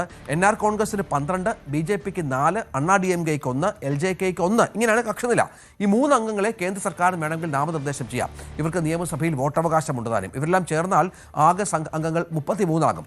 ഈ വകുപ്പ് വിഭജനം പൂർത്തിയാകാത്തത് കടുത്ത ഭരണസ്തംഭനത്തിലേക്കും രാഷ്ട്രീയ തർക്കങ്ങളിലേക്കും മറ്റും വഴിമാറുന്ന ഒരു പശ്ചാത്തലമുണ്ട്. അങ്ങനെ ആകെയുള്ള 6 മന്ത്രിമാരിൽ 4 പേർ NR കോൺഗ്രസിൽ നിന്നും 2 പേർ BJPയിൽ നിന്നുമായിരുന്നു കഴിഞ്ഞ തവണ ഉണ്ടായിരുന്നത്. 2 പേർ ഇതിനകം സത്യപ്രതിജ്ഞ അധികാരമേറ്റിട്ടുണ്ട്. ബാക്കി മന്ത്രിമാരുമായി ബന്ധപ്പെട്ടുള്ള വിവരങ്ങളൊക്കെ ഇപ്പോൾ പുറത്തു വരുന്നതേ ഉള്ളൂ. കടുത്ത അധികാര തർക്കമുണ്ട്. വകുപ്പ് വിഭജനം ഇതുമായി ബന്ധപ്പെട്ട് വലിയ പ്രശ്നമാണ്. 4 സീറ്റാണ് ഉണ്ടെങ്കിലും സ്പീക്കർ പദവിയും ആഭ്യന്തരം ഉൾപ്പെടെയുള്ള വകുപ്പുകളും വേണമെന്ന നിലപാടിലാണ് അവർ മുന്നോട്ട് പോകുന്നത്. അവിടെയാണ് മറ്റ് കക്ഷികളുമായി ഈ രംഗസ്വാമി ചർച്ച ചെയ്യുന്നു എന്നുള്ള വിവരങ്ങൾ പുറത്തു വരുന്നത്. സ്വതന്ത്രരെ കൂട്ടുപിടിക്കുന്നുണ്ട്. TVKയുടെ സഹായം അവർ അഭ്യർത്ഥിച്ച പശ്ചാത്തലമുണ്ട്. അങ്ങനെ NDA മുന്നണി അവിടെ തകരുമോ എന്ന കാര്യത്തിലും ഇപ്പോൾ ചില അഭ്യൂഹങ്ങളൊക്കെ നിലനിൽക്കുന്ന പശ്ചാത്തലം കൂടിയുണ്ട്. മാധ്യമ വക്താക്കൾക്ക് നിയന്ത്രണം ഏർപ്പെടുത്തി KPCC. ചർച്ചകളിൽ പാർട്ടി നിലപാടുകൾ മാത്രമേ മാധ്യമ വക്താക്കൾ പറയാൻ പാടുള്ളൂ എന്നാണ് പുതിയ നിയന്ത്രണം. മാധ്യമ വിഭാഗത്തിന്റെ ചുമതലയുള്ള ദീപ്തി മേരി വർഗീസാണ് വക്താക്കൾക്ക് ഈ നിർദ്ദേശം നൽകിയത്. പ്രീഡർ നിയമനത്തിലെ വിവാദത്തിലെ പരസ്യ വാക്പോരിന്റെ പശ്ചാത്തലത്തിലാണ് ഇടപെടലുണ്ടായിരിക്കുന്നത്. ഡാൻ കുര്യൻ വിവരങ്ങളുമായി ചേരും. ഡാന്, കഴിഞ്ഞ ദിവസം ഈ സതീശൻ പക്ഷത്തെ നേതാവ്, പ്രധാനപ്പെട്ട ഒരാൾ രാജു P. നായർ പറഞ്ഞത് 2 വക്താക്കളെ ആ സ്ഥാനത്ത് നിന്ന് മാറ്റണമെന്നാണ് കൃത്യമായ ടാർജറ്റ് ഉണ്ടായിരുന്നു. പരസ്യമായി പല പ്രസ്താവനകളും വക്താക്കളുടെ ഭാഗത്തുനിന്ന് സർക്കാരിനെതിരെ വരുന്ന പശ്ചാത്തലമുണ്ട്. ഇപ്പോൾ എന്താണ് ഇതുമായി ബന്ധപ്പെട്ട് KPCC ഇറക്കിയിരിക്കുന്ന പ്രധാന നിർദ്ദേശം? KPCC വക്താക്കളായ ജിൻഡോ ജോണും അതോടൊപ്പം അനൂപ് വിയറും ഗവൺമെന്റ് പ്ലീഡർ നിയമനവുമായി ബന്ധപ്പെട്ട് സർക്കാർ എടുത്ത തീരുമാനങ്ങളെ പരസ്യമായി തന്നെ വിമർശിച്ചുകൊണ്ട് സമൂഹമാധ്യമങ്ങളിലൂടെ പോസ്റ്റുകൾ ഇടുകയും മാധ്യമ ചർച്ചകളിൽ എതിർ നിലപാട് സ്വീകരിക്കുകയും ചെയ്തതിന് പിന്നാലെയാണ് VD പക്ഷം അതിനെതിരെ നേതൃത്വത്തെ സമീപിച്ചത്. KPCCക്ക് രാജു പി നായർ കത്ത് നൽകുകയായിരുന്നു. ഈ വക്താക്കളെ KPCCയുടെ ഔദ്യോഗിക വക്താവ് സ്ഥാനത്ത് നിന്ന് നീക്കണമെന്ന ആവശ്യമാണ് ഈ പരാതിയിൽ ഉന്നയിച്ചത്. അതിന് പിന്നാലെയാണ് ഈ വിഷയത്തിൽ ഒരു ഇടപെടൽ KPCC നേതൃത്വത്തിന്റെ ഭാഗത്തുനിന്നുണ്ടായിരിക്കുന്നത്. മാധ്യമ വിഭാഗത്തിന്റെ ചുമതലയുള്ള ദീപ്തി മേരി വർഗീസാണ് KPCCയുടെ വക്താക്കൾക്ക് ഔദ്യോഗികമായി നോട്ടീസ് അയച്ചിരിക്കുന്നത്. ആ നോട്ടീസിൽ എടുത്തു പറയുന്ന കാര്യം, മാധ്യമങ്ങളിൽ പരസ്യമായി ചർച്ചകളിൽ പങ്കെടുക്കുമ്പോൾ പാർട്ടി നിലപാടുകൾക്ക് വിരുദ്ധമായ നിലപാടുകൾ സ്വീകരിക്കാൻ പാടില്ല. അത്തരം പരസ്യമായ പ്രസ്താവനകളും പ്രതികരണങ്ങളും നടത്താൻ പാടില്ല. അത് പാർട്ടിയുടെ പ്രഖ്യാപിതമായ നിലപാടിന് വിരുദ്ധമാകും.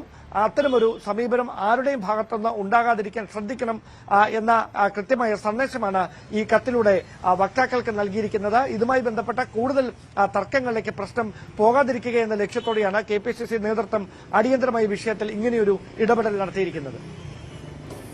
ഡാൻ കുര്യനാണ് വിവരങ്ങൾ പങ്കുവച്ചത്. അഞ്ചരക്കണ്ടി ഡെന്റൽ കോളേജ് വിദ്യാർത്ഥി നിതിൻ രാജിന്റെ മരണത്തിൽ പ്രതി MK റാമിനെ ക്രൈംബ്രാഞ്ച് ചോദ്യം ചെയ്യും. 2 ദിവസത്തിനകം അന്വേഷണ സംഘത്തിന് മുന്നിൽ ഹാജരാകണം. റാമിനെ കോടതി വിട്ടയച്ചത് നടപടിക്രമങ്ങളിലെ വീഴ്ചയെ തുടർന്നെന്നാണ് ആരോപണം. ഏറെ പ്രമാദമായ ഒരു കേസിൽ, ആ കേസിലെ തന്നെ ഒന്നാം പ്രതിയെ പിടികൂടുന്നതിൽ ക്രൈംബ്രാഞ്ചിന് വലിയ വീഴ്ചയുണ്ടായിട്ടുണ്ടെന്ന് വേണം ഇന്നലത്തെ സംഭവം വിരൽ ചൂണ്ടുന്നത്. അതായത് റാമിനെ അറസ്റ്റ് ചെയ്യുമ്പോൾ സുപ്രീം കോടതിയുടെ നടപടിക്രമങ്ങൾ ഒന്നും പാലിക്കാതെയാണ് അറസ്റ്റ് എന്ന അഭിഭാഷകൻ കോടതിയെ അറിയിച്ചതോടുകൂടി കോടതി ഇയാളെ വിട്ടയക്കുന്ന സാഹചര്യമാണ് ഉണ്ടായത്. പിന്നീട് അതേ കോടതി വളപ്പിൽ നടന്നത് നാടകീയമായ രംഗങ്ങളാണ്. റാമിനെ വീണ്ടും ക്രൈംബ്രാഞ്ച് സംഘം കസ്റ്റഡിയിലെടുക്കുന്നു. പിന്നീട് ക്രൈംബ്രാഞ്ച് ഓഫീസിലെത്തിച്ച് 2 ദിവസത്തിനുള്ളിൽ ഹാജരാകണമെന്ന നോട്ടീസ് നൽകി വിട്ടയക്കുന്ന സാഹചര്യമാണ്. ഏതായാലും ഈ കേസിൽ റാം ഒന്നാം പ്രതിയാണ്. 3 മാസത്തിലധികം കാലം ഒളിവിൽ കഴിഞ്ഞ ഒരു പ്രതിയാണ്. ആ പ്രതിയെ പിടികൂടുന്നതിലാണ് ഇത്തരത്തിൽ വലിയ ഒരു വീഴ്ച ക്രൈംബ്രാഞ്ച് സംഘത്തിന്റെ ഭാഗത്തുണ്ടായിട്ടുള്ളത്. ഇന്നലെയാണ് കുടകിൽ നിന്നും റാമിനെ അറസ്റ്റ് ചെയ്യുന്നത്. റാമിനെ പിടികൂടുമ്പോൾ അദ്ദേഹം വേഷം മാറി താടിയൊക്കെ വെച്ച് ആളെ മനസ്സിലാക്കാത്ത രീതിയിലായിരുന്നു ഉണ്ടായിരുന്നതെന്ന് ക്രൈംബ്രാഞ്ച് നേരത്തെ തന്നെ വ്യക്തമാക്കിയിരുന്നു. അങ്ങനെ അറസ്റ്റ് ചെയ്ത് ക്രൈംബ്രാഞ്ച് ഓഫീസിലെത്തിച്ച് മണിക്കൂറുകളോളം ചോദ്യം ചെയ്ത് പിന്നീട് കോടതിയിൽ ഹാജരാക്കുമ്പോൾ പ്രധാനമായും എന്തിനാണ് ഈ അറസ്റ്റ് ചെയ്തത്, റാമിനെതിരെയുള്ള കുറ്റങ്ങൾ എന്തൊക്കെ എന്ന കാര്യം അദ്ദേഹത്തിന് ബോധ്യപ്പെടുത്തിയിട്ടില്ല എന്ന് അഭിഭാഷകൻ ഈ മജിസ്ട്രേറ്റിനെ അറിയിക്കുകയായിരുന്നു. പിന്നീട് മജിസ്ട്രേറ്റ് ഇയാളെ ആ ഒരു കാരണം കൊണ്ട് വിട്ടേക്കുന്ന സാഹചര്യമാണ്. ഏതായാലും നിതിൻ രാജിന്റെ മരണവുമായി ബന്ധപ്പെട്ട ഏറ്റവും പ്രധാനപ്പെട്ട ഒരു പ്രതി, ആ പ്രതിയാണിപ്പോൾ ഇങ്ങനെ പുറത്തിറങ്ങുന്ന സാഹചര്യം ഉണ്ടായിട്ടുള്ളത്. അത് ജാമ്യത്തിലല്ല, കോടതി വിട്ടയക്കുന്ന സാഹചര്യമാണ്. ഇനിയിപ്പോൾ ക്രൈംബ്രാഞ്ചിന് ഈ നോട്ടീസ് നൽകിയ സാഹചര്യത്തിൽ 2 ദിവസത്തിനകം ഈ റാം ക്രൈംബ്രാഞ്ച് സംഘത്തിന് മുന്നിൽ ഹാജരാകും. വീണ്ടും മൊഴി രേഖപ്പെടുത്തേണ്ടി വരും, കാര്യങ്ങൾ ബോധ്യപ്പെടുത്തേണ്ടി വരും. അതിനുശേഷമായിരിക്കും കോടതിയിൽ ഇനി ഹാജരാക്കുക. ഏതായാലും ഈ സംഭവത്തിൽ ക്രൈംബ്രാഞ്ചിനെതിരെ വലിയ പ്രതിഷേധം ഈ കുടുംബം ഉയർത്തുന്നുണ്ട്. നേരത്തെ തന്നെ ലോക്കൽ പോലീസ് ഇത് ലോൺ ആപ്പുമായി ബന്ധപ്പെട്ട ഒരു വിഷയമാണ്, അങ്ങനെ ഈ കേസ് അവസാനിപ്പിക്കാനുള്ള ഒരു നീക്കം നടന്നിരുന്നു. അതിനെതിരെ കുടുംബം വലിയ പ്രതിഷേധവുമായി രംഗത്തെത്തി. വിവിധ രാഷ്ട്രീയ പാർട്ടികൾ വലിയ പ്രതിഷേധവുമായി രംഗത്തെത്തി. അതോടുകൂടിയാണ് ഈ അന്വേഷണം ഏപ്രിൽ 30-ന് ക്രൈംബ്രാഞ്ച് സംഘത്തെ ഏൽപ്പിക്കുന്നത്. ക്രൈംബ്രാഞ്ചിന്റെ പ്രത്യേക സംഘം ആന്ധ്രയിലും തമിഴ്നാട്ടിലും കർണാടകത്തിലും ഒക്കെയായി തെരച്ചിൽ നടത്തിയെങ്കിലും റാമിനെ പിടികൂടാൻ സാധിച്ചിരുന്നില്ല. പിന്നീട് ഇപ്പോൾ നേരത്തെ സൂചിപ്പിച്ചതുപോലെ തന്നെ കുടകിൽ നിന്നാണ് റാമിനെ കസ്റ്റഡിയിലെടുക്കുന്നത്. ആ കസ്റ്റഡിയിലെടുക്കുന്ന സമയത്ത് സുപ്രീം കോടതിയുടെ ഒരു നടപടിക്രമങ്ങളും പാലിച്ചില്ല എന്നതാണ് ഇപ്പോൾ പുറത്തു വരുന്ന വിവരം. ഏതായാലും ഇത് ക്രൈംബ്രാഞ്ചിനെ സംബന്ധിച്ചിടത്തോളം നാണക്കേടായ ഒരു സംഭവം മാറിയിട്ടുണ്ട്. ഈ കേസിൽ ഒന്നാം പ്രതി ഡോക്ടർ റാമാണ്, 2ാം പ്രതി സംഗീത നമ്പ്യാറാണ്. സംഗീത നമ്പ്യാർക്ക് നേരത്തെ ജാമ്യം ലഭിച്ചിരുന്നു. റാമിന് കീഴ്ക്കോടതി മുതൽ ഹൈക്കോടതി, സുപ്രീം കോടതി ഈ ജാമ്യം നിഷേധിക്കുന്ന സാഹചര്യമാണ് ഉണ്ടായത്. അതായത് കൂടുതൽ പരാതികൾ റാമിനെതിരെ വിദ്യാർത്ഥികളിൽ നിന്നുമുണ്ട്. ജാതീയ അധിക്ഷേപം നടത്തി തുടങ്ങി ഒരു അധ്യാപകന്റെ ഭാഗത്തു നിന്നും ഇത്തരം സംഭവങ്ങൾ ഉണ്ടാകരുത് അല്ലെങ്കിൽ ഉണ്ടാകാൻ പാടില്ല എന്ന് പറഞ്ഞാണ് സുപ്രീം കോടതി പോലും ഇദ്ദേഹത്തിൻ്റെ ജാമ്യ ഹർജി തള്ളുന്ന സാഹചര്യമുണ്ടായത്. പക്ഷെ അപ്പോഴും ഇദ്ദേഹത്തിന് കൃത്യമായ കാരണങ്ങൾ ബോധ്യപ്പെടുത്തി വേണം അറസ്റ്റ് ചെയ്യാനെന്ന് സുപ്രീം കോടതി നിർദ്ദേശം നൽകിയിരുന്നു. ആ നിർദ്ദേശമാണ് ക്രൈംബ്രാഞ്ച് പാലിക്കാതെ ഉള്ള ഒരു അറസ്റ്റ് നടത്തിയത്. ഏതായാലും ഇവരുടെ കുടുംബം ഇതിനെതിരെ രംഗത്ത് വന്നിട്ടുണ്ട്.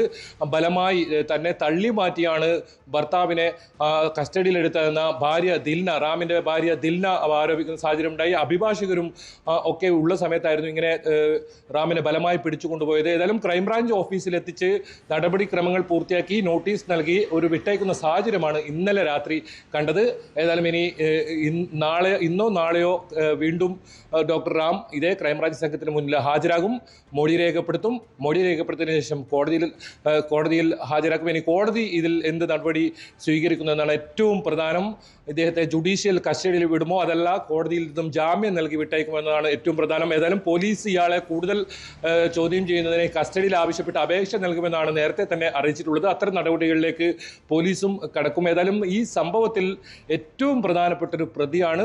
ആ പ്രതിയെ പിടികൂടുന്നതിലാണ് ഇത്തരത്തിൽ ക്രൈംബ്രാഞ്ച് സംഘത്തിന്റെ ഭാഗത്തു നിന്നും വീഴ്ച സംഭവിച്ചിട്ടുള്ളത്. കുടുംബം വലിയ പ്രതിഷേധവുമായി രംഗത്ത് വരുന്ന സാഹചര്യമുണ്ട്.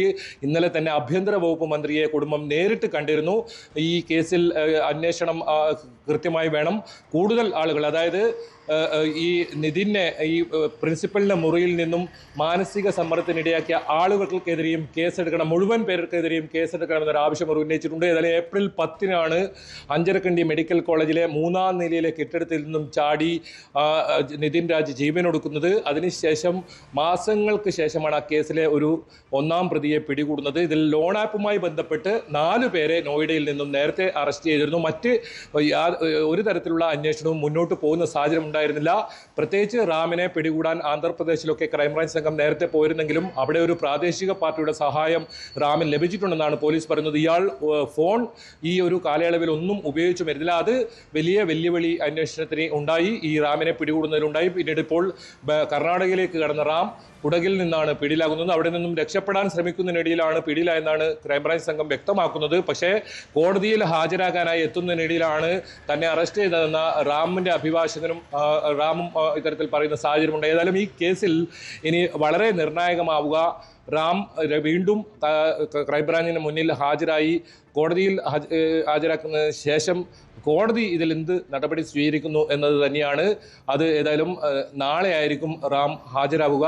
മൊഴി രേഖപ്പെടുത്തിയതിനു ശേഷം നാളെ ഉച്ചയോടുകൂടി തന്നെ വീണ്ടും അതേ കോടതിയിൽ, തലശ്ശേരിയിലെ ഇന്നലെ ഹാജരാക്കിയ അതേ കോടതിയിൽ തന്നെ റാമിനെ ഹാജരാക്കാനാണ് ഇപ്പോൾ ക്രൈംബ്രാഞ്ച് സംഘം തീരുമാനിച്ചിട്ടുള്ളത്. യുക്രൈനിൽ റഷ്യൻ ആക്രമണത്തിനിടെ കൊല്ലപ്പെട്ട കാസർഗോഡ് വെള്ളരിക്കുണ്ട് സ്വദേശി അഖിൽ ജോയലിന്റെ മൃതദേഹം നാട്ടിലെത്തിക്കാനുള്ള നടപടികൾ വിദേശകാര്യ മന്ത്രാലയം ആരംഭിച്ചു. 4 ഇന്ത്യക്കാർ ഉൾപ്പെടെ 10 പേരാണ് മിസൈൽ ആക്രമണത്തിൽ കൊല്ലപ്പെട്ടത്. 1 മാസം മുൻപാണ് വിവാഹ നിശ്ചയം ഉറപ്പിച്ച് അഖിൽ ജോലി സ്ഥലത്തേക്ക് മടങ്ങിയത്. ജോയൻ സാലി ദമ്പതികളുടെ ഏക മകനാണ് അഖിൽ. 19 വയസ്സിൽ കപ്പലിൽ ജോലിക്ക് ചേർന്ന അഖിൽ മികച്ച വടംവലി താരം കൂടിയാണ്.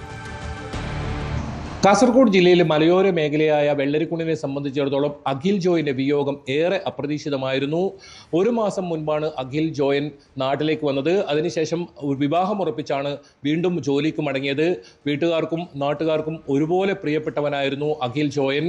എന്തായാലും അഖിൽ ജോയൻ ഇന്നലെ ഉച്ചക്കാണ് ഇങ്ങനെ കൊല്ലപ്പെട്ടു എന്ന വിവരം ബന്ധുക്കൾക്ക് ലഭിക്കുന്നത്. ഇമെയിൽ സന്ദേശം വരികയായിരുന്നു. അതിനുശേഷം വൈകിട്ടോടുകൂടി അഖിൽ ജോയിന്റെ മൃതദേഹം തിരിച്ചറിഞ്ഞു എന്നൊരു വിവരം കൂടി ബന്ധുക്കൾക്ക് ലഭിച്ചിട്ടുണ്ട്. മൃതദേഹം നാട്ടിലെത്തിക്കാനുള്ള നടപടികൾ വിദേശകാര്യ മന്ത്രാലയം ആരംഭിച്ചിട്ടുണ്ട്. അതോടൊപ്പം ഒരു ചരക്ക് കപ്പലിന് നേരെ ഇത്തരത്തിൽ ഒരു ആക്രമണം നടന്നതിൽ ഇന്ത്യ ശക്തമായി അപലപിച്ചിട്ടുണ്ട്. അഖിൽ ജോയൻ ഉൾപ്പെടെ 10 പേരാണ് ഈ ഒരു ആക്രമണത്തിൽ കൊല്ലപ്പെട്ടത്. ഇതിൽ 4 പേർ ഇന്ത്യക്കാരാണ്. എന്തായാലും 19 വയസ്സിൽ കപ്പൽ ജോലിക്ക് കയറിയ അഖിൽ ഈ കുടുംബത്തിൻ്റെ ഏക അത്താണിയാണ്. വളരെ സാധാരണപ്പെട്ടൊരു കുടുംബമാണ് ഇവരുടേത്. അഖിൽ ജോയിൻ്റെ അച്ഛൻ ജോയിൻ ചിറ്റാരിക്കാലിലെ ഒരു ഹാർഡ്വെയർ കടയിലെ സെയിൽസ്മാനാണ്. അമ്മ ഒരു ബാങ്കിലെ പിഗ്മി കളക്ടറാണ്. അങ്ങനെ വളരെ സാധാരണപ്പെട്ട ഒരു കുടുംബത്തിൻ്റെ ഏക അത്താണിയാണ് നഷ്ടപ്പെട്ടത്. മൃതദേഹം എത്രയും പെട്ടെന്ന് നാട്ടിലെത്തിക്കണം എന്നുള്ള ഒരു ആവശ്യമാണ് ഇപ്പോൾ കുടുംബം മുന്നോട്ട് വെച്ചിട്ടുള്ളത്. ഏതായാലും മുംബൈ ആസ്ഥാനമായുള്ള കപ്പലിലാണ് ഈ അഖിൽ ജോയൻ ജോലി ചെയ്തിരുന്നത്. ഇത്രയും വലിയ കാലയളവിൽ കപ്പൽ ജോലി ചെയ്യുന്ന അഖിൽ നാട്ടിലെത്തുമ്പോൾ സുഹൃത്തുക്കൾക്കൊപ്പം ഒക്കെ സമയം ചെലവഴിക്കുന്ന സാഹചര്യമുണ്ട്. അങ്ങനെ സുഹൃത്തുക്കൾക്കൊക്കെ അഖിൽ ജോയിനെ കുറിച്ച് നല്ലത് മാത്രമേ പറയാനുള്ളൂ. അങ്ങനെയുള്ള ഒരാളെയാണ് ഇത്തരത്തിൽ നഷ്ടപ്പെട്ടിരിക്കുന്നത്. ഏതായാലും മൃതദേഹം എത്രയും പെട്ടെന്ന് നാട്ടിലെത്തിക്കാനുള്ള നടപടി ഉണ്ടാകണമെന്നൊരാവശ്യമാണ് ഇപ്പോൾ ഇവർ ഉന്നയിക്കുന്നത്. അതോടൊപ്പം ഈ ഒരു വിവരം അറിഞ്ഞ് അഖിൽ ജോയിന്റെ മാതാവും പിതാവും ദേഹാസ്വസ്ഥതയെ തുടർന്ന് ഇപ്പോൾ ആശുപത്രിയിലാണ്. ഏതായാലും ബന്ധുക്കളെല്ലാം വീട്ടിലേക്ക് ഇപ്പോൾ എത്തിക്കൊണ്ടിരിക്കുകയാണ്. മൃതദേഹം വളരെ പെട്ടെന്ന് തന്നെ എത്തിക്കാനുള്ള നടപടി വേണമെന്നൊരാവശ്യമാണ് ഇവർ ഇപ്പോൾ ഉന്നയിക്കുന്നത്.